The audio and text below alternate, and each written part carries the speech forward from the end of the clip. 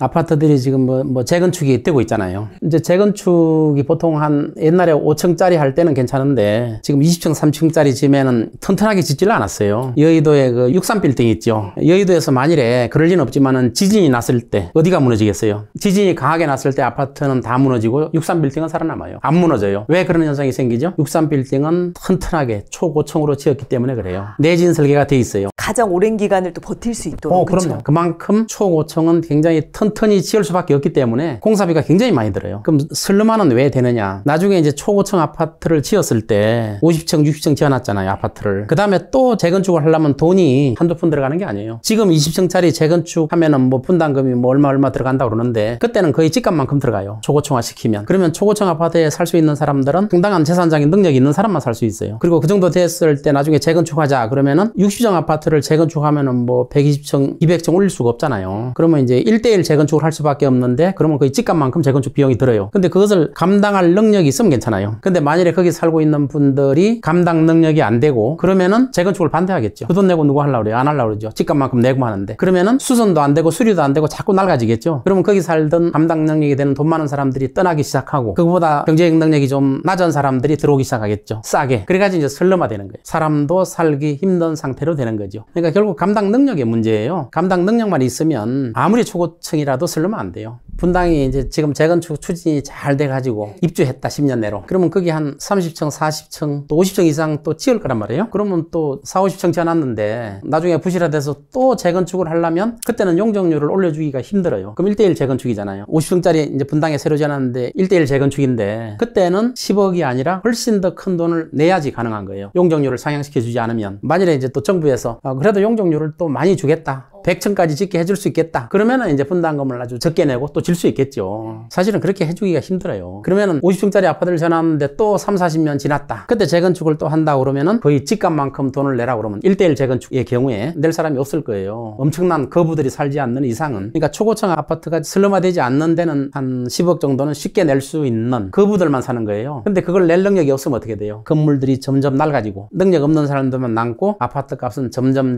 폭락을 거듭하겠죠. 그리고 나중에 또 물리적 내용연수라고 있거든요. 더 시간이 지나서 무너질 정도로 되면 지금 분당이 예를 들어서 30평 갖고 있으면 한 14평, 15평일 거예요. 대지 지분이. 근데 이제 재건축을 지금 이제 용적률 한 2배 가까이 하면은 한 7평 받을 거예요. 대지 지분. 그럼 나중에 건축물이 언제 무너질지는 몰라요. 뭐 물리적 내용연수라는 것은 무너질 때까지의 기간을 말하기 때문에 뭐 100년이 될 수도 있겠죠. 무너지고 나면 나중에 거기 많은 사람들이 땅 7평만 갖고 있고 건물은 없는 거예요. 가진 자산이 그거 하나. 7평. 네. 그러면 그 많은 사람들이 7평 가지고 거기서 건물을 지려면 못 짓는 거죠. 그래서 슬럼화 된다는 거예요. 초고층화 시킬수록 감당 능력이 없으면 재산이 소멸해 버리는 거예요. 제가 이제 재건축하는 분들이 상담하는 분도 있고 또 친한 분들도 있어요. 강남의 한강변에 굉장히 좋은 아파트 단지인데 지금 재건축 추진 중에 한 40년 된데 그 이제 연세가 80대 중반쯤 되신 분인데 자기는 재건축은 죽어도 반대다 그러시더라고. 분담금을 많이 내라니까 10억 가까이 내라니까. 자기는 이제 은퇴해서 여기 살고 있는데 연금 갖고 살고 있는데 10억을 어떻게 내냐 이거죠. 그 지역은 이제 신속 통합기획이라고 해가지고 서울시에서 한 6,000세대 넘을 거예요. 전체를 한꺼번에 개발한다는 서울시에서 계획을 가지고 있거든요. 거기 살고 있는 사람들은 재산이 많은 분들도 있지만 은퇴해가지고 연금으로 사는 분들도 있어요. 그럼 그런 분들은 돈을 못 내는 거예요. 그리고 재건축을 만일 한다고 하더라도 분담금을 많이 들어서는 안 된다. 그런 식으로 주민들이 요구하게 되면 또 탁장 아파트가 또 나오는데 그 좋은 입지에다가 그런 아파트를 짓게 되면은 사람이 살 곳이 못 되는 거예요. 거기는 쾌적성이 우선인데 또 분당에 계신 분도 연락이 왔어요. 옛날에 제가 이제 분당에 그 평가 한 2년도 있고 해서 그 일기 분당 신도시 때 직접 또 그때 감정평가사로 30년 전에 제가 감정평가를 했는데 그때 만났던 분들이 아직도 살고 계신 분이 있어요. 근데 그분도 찾아와서 그런 게 지금 이제 재건축 들어가는데 분담금이 얼마나 되냐 저한테 물어보더라고.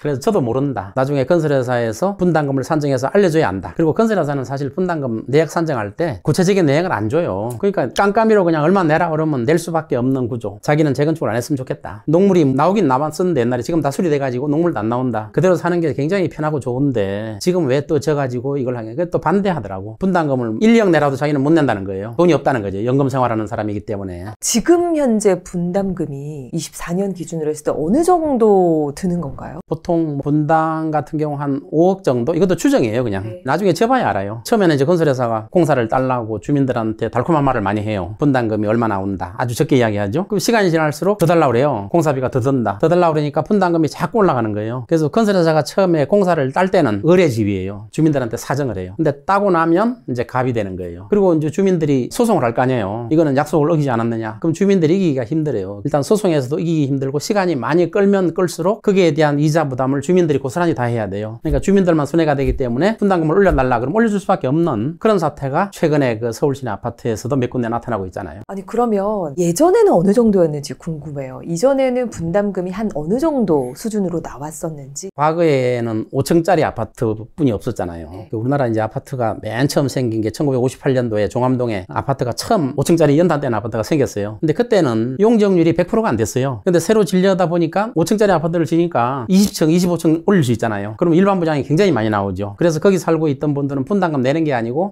예를 들어 13평짜리 아파트 사는 분이 30평 아파트를 받고도 돈을 더 받아요. 일반 부장이 굉장히 많이 나오니까. 5층짜리 살던 사람이 20층이나 25층짜리를 지니까 일반 부장이 많이 되니까 일반 부장이 많이 되면은 그게 다 소유자들의 소득으로 잡히는 거 아니에요. 큰 평수로 가고 돈도 돌려받고 이런 형태가 됐었죠. 근데 지금은 용적률이 다 200% 가까이 된단 말이에요. 분담만 해도 180% 정도 넘을 거예요. 용적률이. 그랬을 경우는 이제 분담금을 안 낼 수가 없는 상황이 오는 거예요. 용적률을 아무리 인센티브를 준다고 하더라도 인센티브를 안 주면은 10억 이상 내야 돼요. 근데 이제 정부에서 인센티브를 주잖아요. 용적률 인센티브를. 1대1 재건축하면은 아예 재건축을 못 해요. 돈이 너무 많이 들어가가지고. 정부에서 인센티브를 주고 또 공기도 단축시켜주고 정부의 지원이 많이 하잖아요. 그렇기 때문에 재건축을 할 수 있는 건데 그렇더라도 분담금이 지금 한 4, 5억 정도 나올 걸로 보는데 이거는 나중에 지어봐야 하는 거예요. 지금 몰라요. 추정치죠. 평균이 그럼 한 4억에서 5억 정도. 추정치지만. 한 2, 3억 나올 수도 있고. 근데 이제 이걸 이렇게 보셔야 돼요. 우리나라 이제 건설회사가 아파트를 질 때 서울시내 이제 아파트 질 때 한 10억은 줘야 돼요. 분담금을. 그래야 아파트를 튼튼하게 질 수 있거든. 근데 그 돈 내라 그러면은 재건축이 안 돼요. 주민들 다 반대하잖아요. 그래서 공사비를 좀 싸게 하려고 낮출 거예요. 그러면 공사가 부실해야 되잖아요. 건설회사는 자선사업가가 아니에요. 이익에 따라서 움직이는 영리업체이기 때문에 공사비에 맞는 공사를 하는 거예요. 근데 튼튼하게 지려면 그 공사비는 어마어마하게 많이 들어가야 돼요. 굉장히 또 충격적인 얘기들이 많더라고요. 설명회 당시에는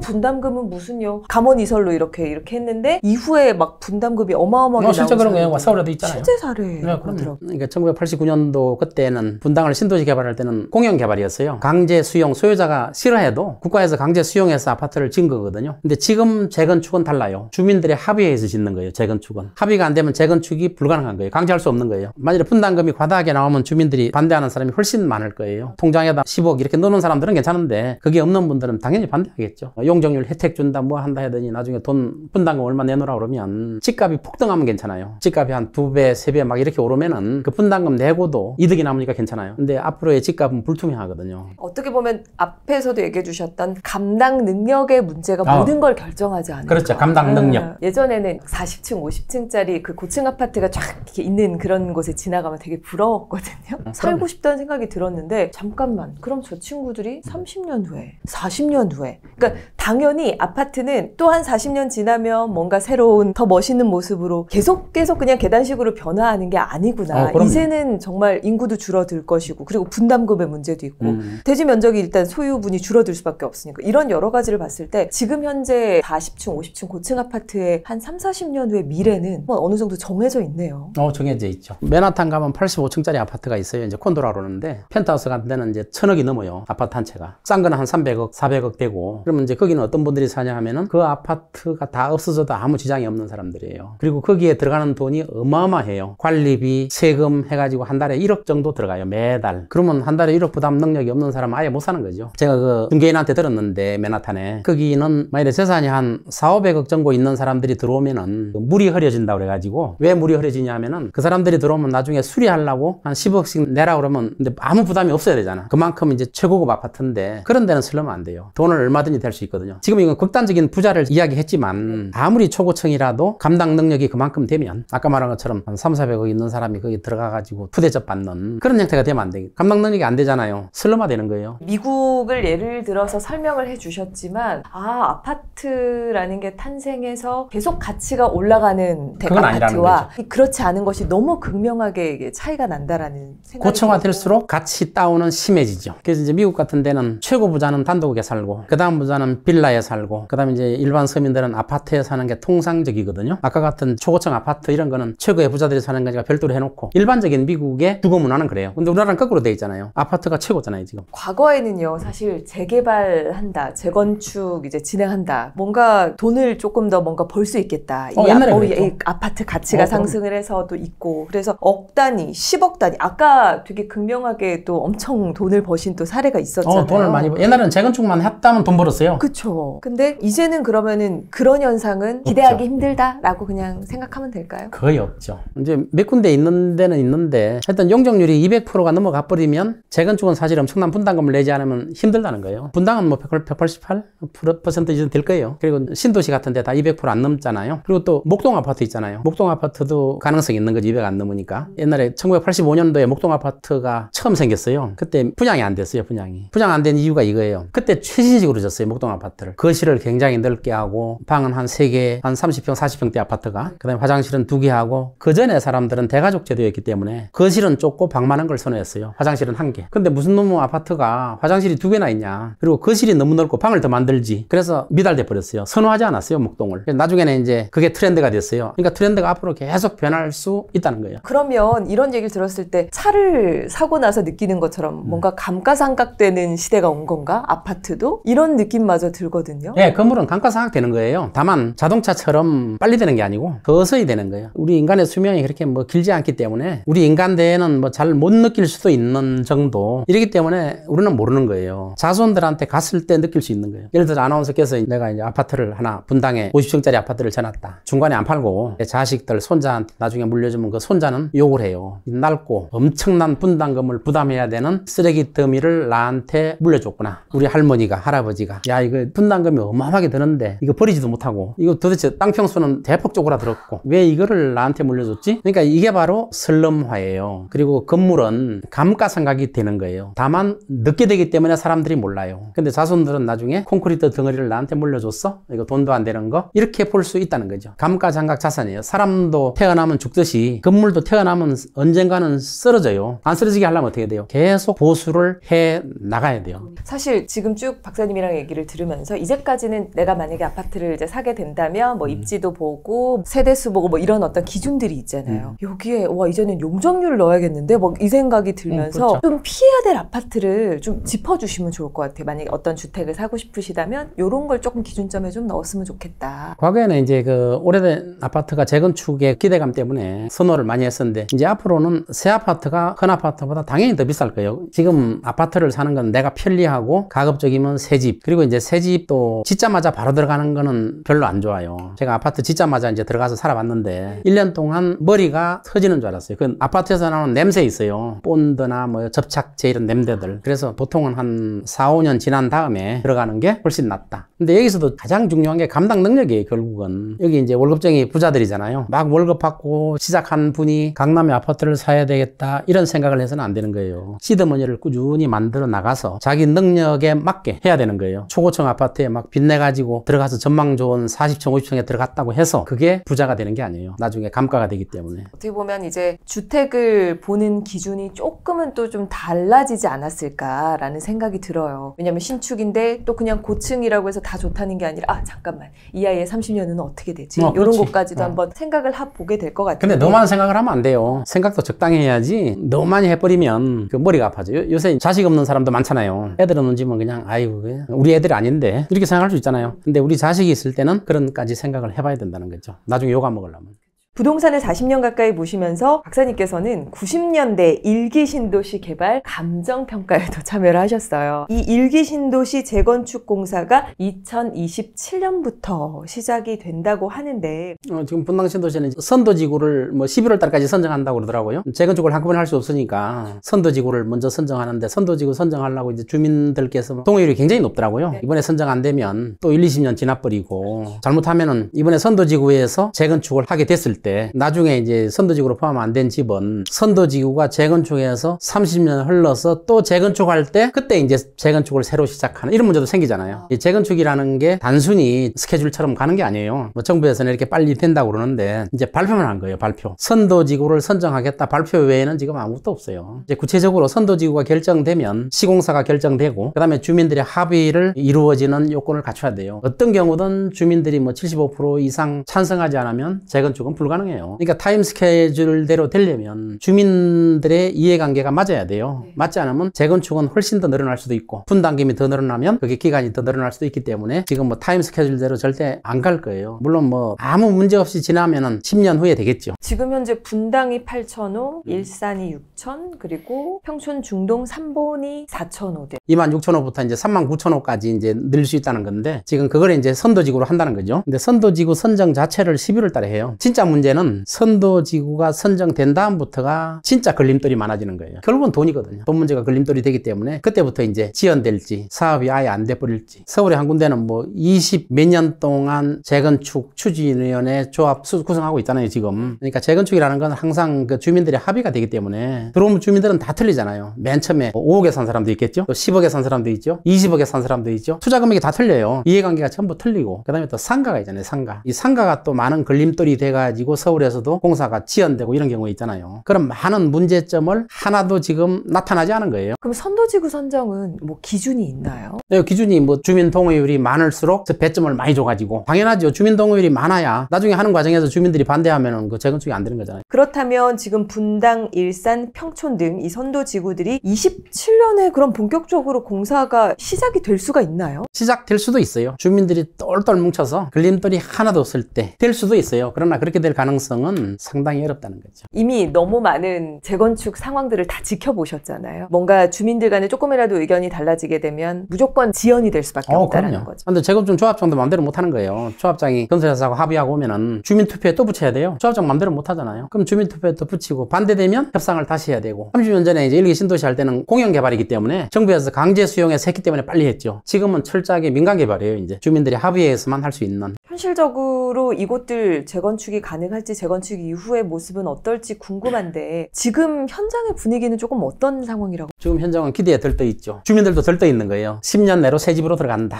청사진만 지금 그리는 상황이네요. 사람이 기대가 제일 많을 때 집값이 제일 비싸요. 앞에 안 나타났을 때 지금 재건축도 똑같아요. 시작해버리면 어떻게 돼요? 그때부터 문제점이 나타나는 게 보통 문제점이 아니에요. 이거는 심각한 문제점들이 나타나기 시작해요. 그러면은 정상적으로 되려면 굉장히 어려워지고 신문기사 봤더니 분당 신도시 아파트값 상승 이렇게 나오더라고요. 실제로 사러 오는 사람도 있겠죠. 또 투자 수요도 있겠죠, 실제로. 근데 이런 것들은 우리나라는 지금 집값 상승하는 통계를 하는 게 호가 기준으로 하는 경우도 있고 실거래가지고 기준으로 하는데 대부분 호가 기준으로 해요. 미국처럼 실거래가가 완벽하게 공개되는 나라 같으면 이해가 되는데 우리나라는 지금 그렇게 하는 게 아니고 몇 개 포인트만 잡아서 올랐다 내렸다 하는 거거든요. 그 실거래가는 저는 정상적인 시장 가격이라고 보지는 않아요. 정상적인 시장 가격이 되려면 일정 기간이 흐르고 거래도 어느 정도 되고 실거래가 가지고 포착을 해야 되고 이렇게 되는데 우리나라는 그냥 호가 기준으로 해서 실거래가를 추정하는 경우가 많이 있어요. 지금 오른다는 거는 지금 아직도 정확히 모르고 언론에서도 너무 그냥 내린다는 기사는 건 잘 안 나요. 오른다는 기사는 크게 내고 그래서 이런 것도 너무 띄우기를 많이 하는 거 아닌가. 그러면 최근에 한 게시판에서 이런 글이 올라왔어요, 박사님. 이거는 박사님한테 조금 팩트체크를 좀 해봐야 되지 않을까 싶어서 같이 저희가 이 커뮤니티 글을 한번 보도록 하겠습니다. 향후 재건축 가능한 아파트 리스트 올라왔는데 1순위 조건 500세대 이상, 40년 이상, 용적률 150% 이하, 건폐율은 20% 이하. 그래서 1순위에 따라서 요런 아파트들 괜찮습니다. 이게 실제적으로 조금 팩트인지? 팩트죠. 잘 해놨어요. 용적률이라는 거는 토지 면적 대비 건축물 연면적의 비율이에요. 층수가 높을수록 용적률이 높아지겠죠. 100평짜리에 용적률이 200%다 그러면은 200평까지 줄 수 있는 거죠. 근데 50평에다 지면 어떻게 돼요? 4층까지 줄 수 있죠. 50평이면 반은 비워놓고. 근데 건폐율은 뭐냐면은 그 토지에 짓는 1층 면적이에요. 1층 면적, 건축 면적. 그러니까 건폐율이 50%다 그러면 100평짜리 땅에 50평 짓는 게 건폐율이에요. 용적률 500세대 이상, 물론 40년 이상 뭐 당연히 돼야겠죠. 재건축하려면. 용적률 150% 미만 그러면 이제 분담금이 최소화되는 거예요. 분담금 아까 제가 200% 넘으면은 이제 하기 힘들다고 그랬잖아요. 근데 150% 되면 굉장히 양호한 거죠. 과거에 5층짜리 아파트 할 때 용적률이 80% 100%였어요. 그러면 엄청난 이득이 났잖아요. 그럼 150% 정도면 양호한 거죠. 근데 200% 되면은 분담금을 어느 정도 내고도 그런 대로 할 수 있다. 근데 용적률 200% 넘어가면은 힘들다. 힘들지 않죠. 이제 돈 많이 내면 되니까. 자, 그러면 지금 게시글 올리신 분은 후보 단지를 쭉 올려놨어요. 이 외에는 앞으로 재건축으로 수익 내는 건 물론이고 재건축 자체가 힘들 거라고 뭐 앞으로 잘 될래야 잘 될 수가 없음 단호하게 적어놨어요. 또 서울은 한강벨트 컷, 경기는 과천 컷, 조합원이 높아진 분담금 자체를 감당을 못함. 우리 박사님이 강조하셨던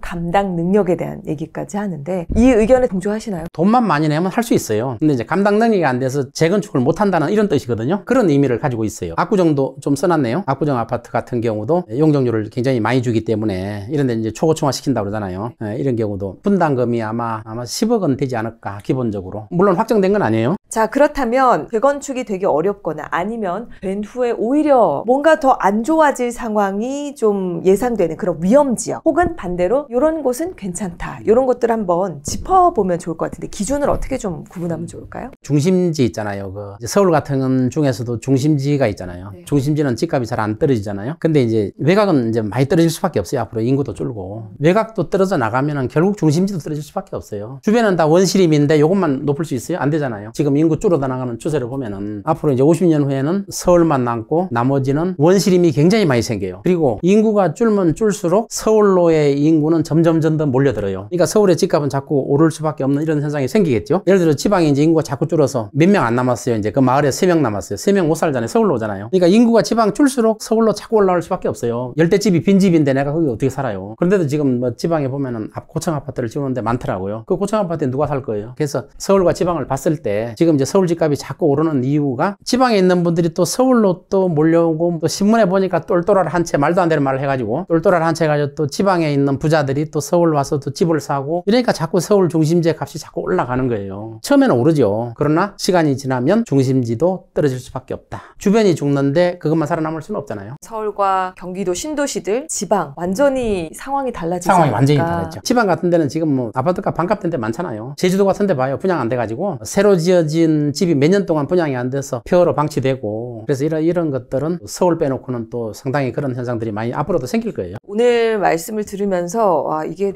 이제는 정말 그냥 재건축하면 호재라고 또 생각하셨던 분들 많이 계실 옛날에 거예요. 호재. 이제는 그렇게 생각하면 안 되겠다 생각이 듭니다. 실제 30여 년 전에 일기 신도시 개발 당시에 이제 감정평가를 직접 하셨는데, 그때도 지금처럼 막 신도시 어떤 개발 뭐 여기에 다들 관심이 쏠려 있었나요? 그때 충격적이었죠. 신문에 크게 났죠. 대문짝만하게. 분당 신도시 개발 어딘가 봤더니 서울 바로 밑에 저기란 말이에요. 그래가지고 89년도부터 이제 감정평가를 시작하고 저도 참여를 했는데, 그때 감정평가 금액이 평당 한 10만 원에서 20만 원? 이 정도 논밭이었으니까, 네. 그때 분당은 남단 녹지라고 해가지고 그린벨트하고 똑같이 아무것도 못하는 지역이었어요. 기존에 있는 집만 수리해서 살 수 있고, 분당이 그때 한 500만 평 감정평가된 게 500만 평 정도 되는데, 그때는 강제 수용 방식이기 때문에 감정평가 금액을 주민들한테 주고 강제로 땅을 뺏는 거거든요. 강제 수용 방식이라는 게. 그래서 감정평가를 굉장히 방해를 놀았죠. 주민들이. 감정평가를 하면 우리는 땅 뺏긴다 이렇게 생각하고, 그리고 주민들은 이제 박탈감을 느끼는 게 아무것도 못하게 규제지역으로 묶어놓고 정부에서 사가지고 아파트를 짓는다고 그런다? 그러면 주민들은 박탈감을 느끼잖아요. 그때 시세가 뭐 그것뿐이 안 돼요. 감정평가된 금액 그 정도였어요. 그러니까 시세대로 하면 맞아요. 근데 주민들은 어떻게 생각해요? 이걸 뭐 강제로 뺏어가지고 아파트를 져? 그리고 땅값을 몇백만 원 올려? 이렇게 생각할 거 아니에요. 그래서 주민들의 반발이 굉장히 심했던 거고, 뭐 고속도로도 점거하고, 또 제가 차고 간 타도 또 찌그러뜨리고, 이런 현상. 그러니까 반발이 너무 심했어요. 근데 개별 한 번 만나보면 너무 순박한 거예요. 농민들이잖아요. 뭐 유튜브를 통해서 아니면 방송에서 또 인터뷰를 통해서 부동산에 대한 어떻게 보면 쓴소리도 하시고 필요한 얘기들을 막 들려주고 계신데, 사실 마냥 좋은 소리만 이렇게 듣긴 또 어려우셨을 것 같은데. 안 좋은 분들, 안 좋게 그렇죠. 이야기하는 분들 많아요. 어떤 분들은 그래요, 저보고. 당신은 기득권자인데 왜 부동산이 붕괴된다는 둥, 폭락된다는 둥 이런 말을 하고 다니느냐. 저는 부동산 전문가로서 이야기하는 거지 이해관계에 따라서 하는 게 아니다, 이렇게 이야기해요. 누구한테 욕을 먹든 안 먹든, 또 비난을 받든 안 받든 있는 그대로 부동산 유튜브 하시는 분들이 훌륭하신 분들이 많더라고요. 근데 간혹 어떤 분들은 건설사의 입장을 대변한다든가, 또 어느 진영의 입장을 뭐 대변한다든가, 이렇게 하는 분들이 소수가 있는 걸 봤어요. 그래서 이런 말을 듣고 현혹될 수도 있겠다. 그래서 부동산 전문가로서 있는 그대로 이야기해 주는 게 어떻겠느냐. 유튜브를 듣고 거기에 따라서 투자를 하고 손해를 보고 전적으로 유튜브한테 맡기면 안 된다는 거예요. 판단은 자기가 하는 거예요. 유튜브가 하는 많은 말 중에서 나한테 이득이 되는 말 한마디만 있으면 그 유튜브를 보는데 성공한 거예요. 그러니까 다 믿지를 말라는 거죠. 저도 마찬가지예요. 제가 하는 말도 저 중에서 내가 취사 선택할 게 뭐냐 하는 거를 받아들여야 되는 거지, 유튜브가 하는 말이 저게 진리다 이렇게 생각하면 안 된다는 거예요. 거의 40여 년 동안 이 부동산 시장의 흐름을 봐오시면서 강남 등에서는 지금 정고점 돌파하고 상승하는 단지들도 있다고 해요. 항상 부동산은 사이클이 있고 기회가 10년마다 한 번씩 꼭 찾아와요. 2022년에 이제 집값이 한 30% 떨어졌어요. 강남도. 그게 이제 회복이 안 되고 더 떨어졌어야 사이클이 맞는 건데 안 떨어지고 또 이제 회복이 돼간다고 그래요. 그때 떨어질 때 거품이 더 빠져줬어야 되는데 지금 다시 그걸 너무 빨리 회복됐단 말이에요. 너무 빨리 회복되면 어떤 현상이 생기느냐, 많이 떨어지는 현상. 현상이 또 생기는 거예요. 그러니까 이 사이클이 급하게 올라갔다 급하게 떨어지고 이렇게 하면 안 돼요. 급하게 올라가면 급하게 떨어지고 급하게 떨어지면 또 급하게 올라가게 돼 있는 거예요, 이게. 그렇기 때문에 지금 사이클이 팬데믹 때문에 사이클 상황 자체가 정상적인 주기에서 좀 무너져 있는 상태예요. 우리가 아파트를 분석을 할 때 우리나라만 볼 게 아니고 외부 상황을 봐야 돼요. 글로벌 시장 환경이 어떤가를 항상 우리는 염두에 둬야지 우리나라 부동산만 백날 봐봐야 예측이 불가능해요. 언론에서 계속 뭐 중계방송을 하잖아요. 0.01% 올랐다. 0.01% 내렸다. 이게 뭐 하는 짓이에요? 정상적으로 어느 정도 기간이 흘러서 최소한 몇 달 지나서 거래가 정상적으로 쌓여 나갈 때 올랐다 내렸다 하는 건 괜찮은데 주간 단위별로 0.01%까지 보도를 하고 그거는 집값을 띄우기 위한 목적이 아닐까? 언론사가 왜 집값을 띄울까 하는 데 대한 저는 의구심을 가지고 있어요. 그러니까 정권이 바뀔 때마다 저는 부동산 정책을 피할 때 어느 정권이 부동산을 잘했다 못했다고 할 수 없을 정도로 다 정책을 못하고 있어요. 예를 들어서 전 정권에서 부동산 값을 엄청 폭등시켜놨어요. 거품이 이만큼 끼어 있어요. 정권이 바뀌었더니 그 거품 빠질까봐 온갖 정책을 쓰고 있어요. 그러니까 전부 다 서민을 위하는 게 아니고 한쪽은 부동산을 폭등시켜놓고 한쪽은 그 거품 빠질까봐 온갖 정책적인 배려를 풀고 돈을 풀잖아요. 물론 미국도 그렇고 우리나라도 그렇지만 저는 우리 서민들한테 엄청난 손해를 가져오고 월급 가지고 생활하시는 분들이 집을 사기가 힘들게 만드는 그런 게 아니나 이렇게 생각을 하고 있습니다. 일단 사람이 사는 집은 투자로 생각해서는 안 되는데 투자로만 생각하는 거예요. 투자로만. 그게 이제 우리나라 주택, 아파트 이런 거 보면은 실수요자보다 투자 수요가 한 30-40% 된다고 봐요. 그러니까 100만 장자가 우리나라에 한 130만 명 이렇게 되는데 서울에 400만 호가 있잖아요. 또 수도권까지 하면 거의 1000만 호 가까이가 있어요. 그런데도 아파트 값이 계속 오르는 건 한 사람이 여러 채를 사고 또 전세를 놓고 갭 투자를 하고 이게 이제 투자 수요거든요. 이 투자 수요만 없어지면 지금과 같은 이런 주택난이 심화되지가 않아요. 근데 이제 다른 나라를 예를 들면 주택을 투자 수요로 보는 나라는 다 어려워졌어요. 자, 일본이 한참 막 집값이 폭등할 때 100% 이상 해줬어요. 대출. 일본 어떻게 됐어요? 집값이 끝났잖아요. 집 살 의사가 없잖아요. 젊은이들이. 왜? 집은 돈 되는 게 아니니까. 중국도 주택에 대한 애정이 우리나라 못지않아요. 거기도 투자 수요가 엄청나게 달라들어가지고 지금 중국 부동산 시장이 붕괴돼 버렸어요. 지금 빈집이 엄청 많잖아요. 아파트가 중국에 새로 진 아파트가. 그게 이제 막 그냥 한 사람이 막 많이 사놓고 투자 수요로 결국은 임대 들어올 사람이 없으니까 그러다 보니까 중국 부동산도 붕괴돼 버렸고 스웨덴 같은 데도 보면은 지지난주에 그 금리를 인하했더라고요. 집값이 폭락해버리니까. 집값이 한때 폭등하다가 금리를 올리니까 폭락했잖아요. 지금 금리를 막 내리고 있어요. 미국보다 먼저 지금 금리를 내리고 있어요. 다른 나라를 귀감을 삼아야 되는데 그럼 우리나라는 그러면 요즘 이제 아파트 값이 올라간다고 그러더라고. 굉장히 위험한 거예요. 투자 수요가 다시 붙는다는 거거든요. 근데 투자 수요가 붙으면 또 실수요자도 붙어요. 빚을 내서. 영끌 있잖아요. 이게 굉장히 위험한 거예요. 이런 거품이 안 빠진 상태에서 지속적으로 하면은 다른 나라의 예를 보듯이 그 시장은 굉장히 어려워지는 거예요. 그래서 저는 지금이라도 집은 투자를 보지 말고 내가 사는 집으로 봐야 된다. 돈은 어디서 버느냐? 상가에서 벌어야 돼요. 상업용 부동산에 투자해서 미국처럼 주식이나 이런 금융자산으로 돈을 버는 이런 취지로 가야지 집에다 이렇게 몰빵을 해버리면 다른 나라에 훌륭한 선생님들이 있는데도 불구하고 지금 모르고 있는 거예요. 미국 대선이 11월 5일 날 있어요. 우리나라는 지금 우물한 개구리예요. 지금 뭐 아파트 값이 오른다 뭐 한다는데 지금 미국은 대선 때문에 지금 돈을 막 풀고 있어요. 돈 풀면 당장 그 물가 상승 인플레가 나타나는 게 아니고 몇 달 지나서 나타나요. 지금 현재 정부가 이기기만 하려고 돈을 풀기 시작한단 말이에요. 그러면 나중에 대통령 선거 끝나면 금리 인상은 안 할 수가 없는 거예요. 그때는. 그러니까 지금 미국이 저렇게 돈을 풀고 있는데 잘못하면 연준도 금리 인하할 수 있어요. 연준도 그 지금 바이든 정부에 맞게 금리 인하까지 해버리면 이거는 이제 뭐 내년에 그 물가 폭등 엄청나게 생길 수 있고 미국이 금리를 인상할 수밖에 없는 그런 사태가 있어요. 근데 이런 주변 환경을 안 보고 우리나라만 보면 안 돼요. 우리는 미국과 중국의 영향을 직접 받게 돼 있어요. 그래서 미국의 저런 글로벌 환경을 보면서 부동산에 대한 투자를 하든지 집을 사든지 대출을 받든지 해야 되는데 그럼 지금은 미국의 정치 상황 때문에 미국의 환경이 굉장히 안 좋아질 수도 있고 그러한 것들이 우리나라를 덮치면 부동산이 문제가 아니라 경제 전반이 어떻게 될지도 모르는 거예요. 그래서 이런 것들을 주변 환경, 글로벌 시장 환경을 봐가면서 우리나라 부동산이 오른다 내린다 이런 걸 논해야지 그냥 우리나라만 놓고 재건축 분담금 얼마 뭐 적게 하고 막 이렇게 하는 거는 너무 우물 안에 개구리라 이거지. 전월세 살면서 계속 이사만 다니다 보면은 이거 내 집이 참 있었으면 좋겠다라는 생각을 하게 된다라고 하는데 어떻게 보시나요? 무주택자들의 입장에서. 집을 사는 거는 거주의 안전성을 위해서 굉장히 좋은 거예요. 일단 의식주 문제에서 주를 해결한다는 거는 삶의 안전성을 가지고 있잖아요. 내가 살고 있다는 집. 근데 지금은 이제 아파트들이 너무 많이 올라가지고 월급 가지고 사기가 버거운 상태가 됐어요. 그렇다고 하더라도 집을 살 수 있는 능력이 있는 곳에 가서 집을 사면은 서울 시내도 이제 값이 천차만별이잖아요. 일단 살 수 있는 지역에 먼저 사고 또 요새 서울시내 빌라가 있잖아요. 서울시내 전체 주택이 한 400만 호 돼요. 그 중에서 아파트가 한 110만 호, 빌라가 한 120만 호 정도 돼요. 한 30%를 차지해요. 지금 아파트 값이 오르는 이유는 이 빌라 때문에 그래요. 빌라 전세 사기 때문에. 그래서 이런 수요자들이 자금 능력이 있는 분들은 아파트를 살려고 그러고, 또 전세 사는 분들은 아파트 전세를 살려고 그러고, 아파트에 대한 수요가 더 늘어나 버린 거예요. 그런데 이제 빌라도 우리가 눈여겨볼 필요가 있어요. 서울시내 30%나 되는 이 빌라가 지금 뭐 경매 나오는 거 보니까 3분의 1, 5분의 1 값으로 떨어져도 안 사더라고요. 그래서 빌라 같은 경우는 장점이 굉장히 많이 있어요. 장점이 많이 있기 때문에 지금 가치에 비해서 너무 저평가되어 있어요. 근데 아파트는 가치에 비해서 너무 고평가되어 있어요. 거품이 많다는 거예요. 거품이. 가치에 비해서 저평가되어 있는 것도 젊은 사람들이 관심을 가지고 한꺼번에 비싼 집을 사기는 힘들잖아요. 빌라 중에도 대지 지분이 많은 것들이 있어요. 그럼 나중에 재개발이 될 때 이득이 될 수 있는 빌라도 있을 수가 있거든요.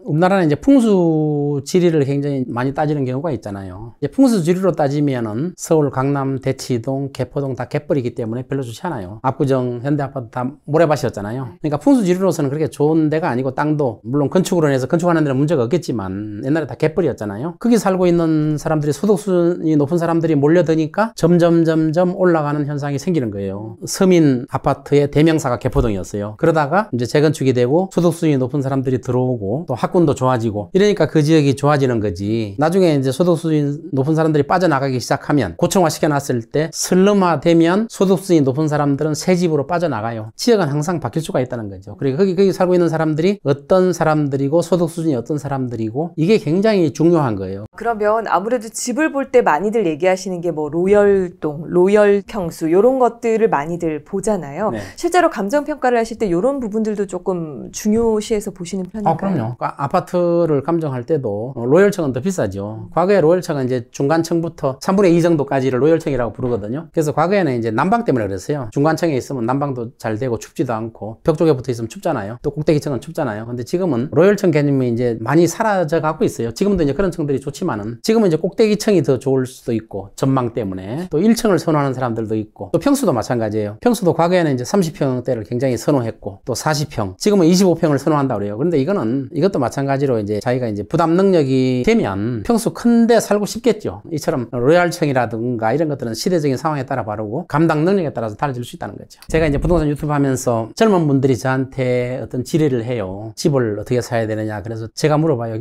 일단 시드머니를 기본적으로 만들어라. 시드머니를 안 만든 상태에서 막 흥분해 있어요. 막 집값이 오른다니까 막 달라든 거. 이게 영끌이잖아요. 그러지 말고 시드머니를 만들고, 항상 부동산이라는 10년에 한 번씩 기회가 항상 생겨요. 무조건 생겨요, 기회는. 그러니까 너무 조급해 하지 말고 시드머니를 만들고, 저축도 훌륭한 투자예요. 그리고 투자 안 하는 것도, 쉬는 것도 훌륭한 투자예요. 그냥 무조건 뭐 돈만 생기면 주식에다 넣고 부동산에 넣고 막 이런 조바심을 느끼지 말라는 거죠. 남들이 막 살려고 달라들 때 같이 살려들면은 안 되는 거예요. 진정한 투자자들은 불 붙었을 때 팔아버려요. 그리고 하락기에 접어들었을 때 사기 시작해요. 근데 일반 아마추어 투자자, 우리 월급쟁이 하시는 분들은 거꾸로 해요. 불 붙으면 저기에 올라타지 않으면 나는 인생에 나고자야 하면서 그냥 빚을 있는 대로 끌어써서 살려고 해요. 그래서 저는 월급 받고 하시는 분들은 저축을 충실히 하시고 시드머니를 어느 정도 만들고, 절대로 자기 부담에 넘는 빚을 내서 사는 거는 해서는 안 된다는 거예요. 기회는 항상 와요. 자기의 감당 능력에 따라서 투자를 해 나가는 게 저는 좋다고 보고 있습니다.